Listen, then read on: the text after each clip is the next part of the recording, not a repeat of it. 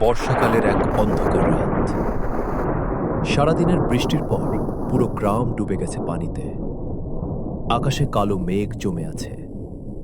বজ্রপাতের আলো মাঝে মাঝে গ্রামের চারপাশ আলোকিত করে আবার অন্ধকারে ডুবিয়ে দিচ্ছে। নদীর ধারে অবস্থিত ছোট্ট গ্রাম শালবন। সেই গ্রামে থাকত রাহুল। বয়স মাত্র ১৬ বছর। সাহসী ছেলে হলেও ভূতের গল্প শুনলে তার শরীর কেঁপে উঠত। সেদিন রাতে রাহুলের বাবা হঠাৎ অসুস্থ হয়ে পড়লেন। ডাক্তারের ওষুধ আনতে হবে পাশের গ্রাম থেকে, কিন্তু বাইরে তখন প্রচণ্ড ঝড়।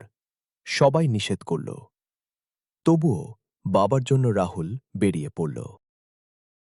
বৃষ্টি ঝরছে, চারদিকে কেবল ঝমঝম শব্দ। হাতে একটি কেরোসিন লণ্ঠন। কাদা ভরা রাস্তা ধরে এগোতে লাগল সে।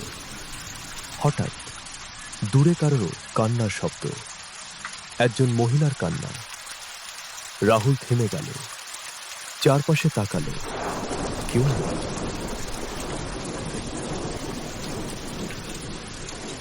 আবার হাঁটতে শুরু করতে কান্নার শব্দ আরো কাছে। এবার সে স্পষ্ট শুনতে পেল, আমাকে বাঁচাও। রাহুলের বুক ধড়ফড় করতে লাগলো। সে লণ্ঠন উঁচু করে সামনে তাকালো, কিন্তু সেখানে কিছুই ছিল না, শুধু বৃষ্টি ভেজা অন্ধকার। ঠিক তখনই বজ্রপাত হল। আর এক সেকেন্ডের জন্য সে দেখতে পেল সাদা শাড়ি পরা এক মহিলা রাস্তার মাঝখানে দাঁড়িয়ে আছে। তার মুখ দেখা যাচ্ছে না। রাহুল ভয় পেয়ে চোখ বন্ধ করল। আবার চোখ খুলতে মহিলা নেই, শুধু অন্ধকার। রাহুল ভয় কাঁপছিল, তবুও বাবার কথা ভেবে এগিয়ে চলল। কিছুদূর যাওয়ার পর একটি পুরনো বটগাছ দেখতে পেল। গ্রামের মানুষ বলে, এই গাছের নিচে রাতে কেউ যায় না। হঠাৎ গাছের ডাল থেকে কেউ হাসতে শুরু করল। রাহুল উপরে তাকালো, কিছু দেখা যাচ্ছে না, কিন্তু শব্দটা আরো জোরে শোনা যাচ্ছে। বজ্রপাতের আলোয় সে দেখতে পেল একজোড়া লাল চোখ গাছের ওপর বসে আছে।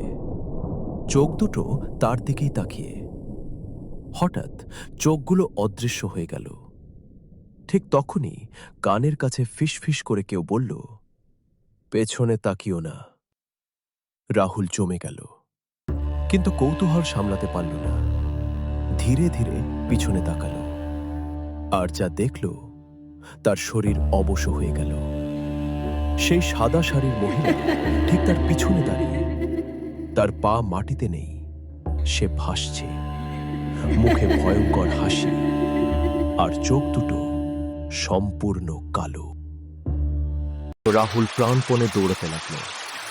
দৌড়াতে দৌড়াতে পৌঁছে গেল এক পুরনো জমিদার বাড়ির সামনে।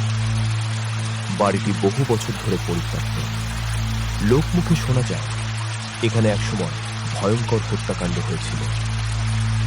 বৃষ্টি থেকে বাঁচতে শেষে ভিতরে ঢুকল। ভিতরে ঢুকেই দেখল দেয়ালে পুরনো ছবি। সব ছবির মানুষের চোখ যেন তার দিকে তাকিয়ে আছে। হঠাৎ একটি দরজা নিজে নিজে খুলে গেল। দরজার ভিতর থেকে শিশুর কান্না। রাহুল ধীরে ধীরে ভিতরে ঢুকল, আর দেখতে পেল একটি ছোট মেয়ে কোণে বসে কাঁদছে। মেয়েটি বলল, ওরা আমাকে নিয়ে যাবে।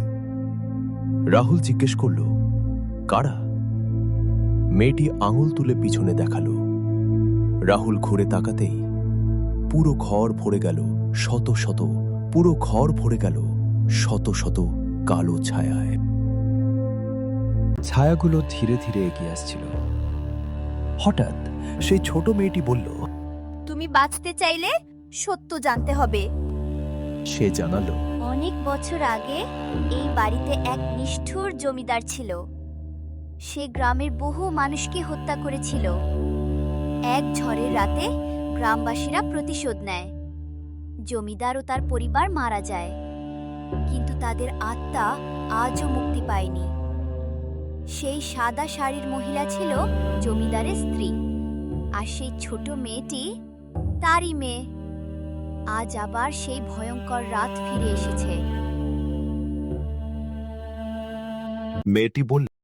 আমাদের মুক্তি দাও। রাহুল সাহস করে জমিদার বাড়ির গোপন কক্ষে গেল। সেখানে একটি পুরনো বাক্স। বাক্সের ভিতরে লুকানো ছিল হত্যার প্রমাণ। সে সব প্রমাণ গ্রামের মন্দিরে নিয়ে গিয়ে পুড়িয়ে দেয়। হঠাৎ পুরো আকাশে বজ্রপাত শুরু হলো। জমিদার বাড়ি কাঁপতে লাগল। সাদা শাড়ির মহিলা ও ছোট মেয়েটি ধীরে ধীরে আলোতে মিলিয়ে যেতে লাগল। তাদের মুখে প্রথমবারের মতো শান্তির হাসি। পরদিন সকালে গ্রামবাসীরা দেখল পুরনো জমিদার বাড়িটি সম্পূর্ণ ধ্বংস হয়ে গেছে। কিন্তু আশ্চর্যের বিষয়, রাহুলের হাতে তখনও সেই পুরনো লণ্ঠন, আর তার গায়ে কাদা লেগে আছে।